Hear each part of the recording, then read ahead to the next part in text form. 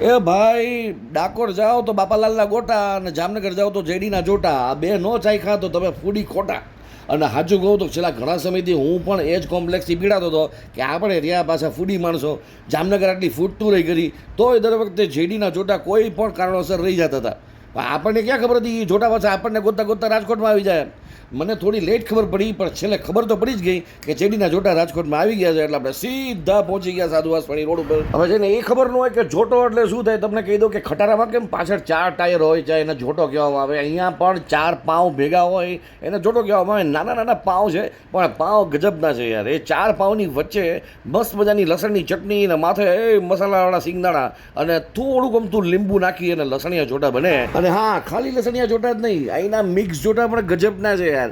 દાબેલીનું micro and 4x4 સ્વરૂપ છે. અને હા, એ મિક્સ જોટાની અંદર બટેકાનો થોડોક માવો સાથે 3 જાતની ચટણી સાથે મસાલાવાળા બી, જેને આપણે અહીંયા મસાલા સિંગ કહીએ છીએ, જામનગરમાં એને બી કહીને બોલાવે. અને માથે થોડું લીંબુ નીચું એટલે વાત થઈ ગઈ પૂરી. જે દાબેલીનું ટેંગી સ્વરૂપ તમને ચાખવા મળશે. ચાખીને પછી કહેજો કેવા લાગ્યા.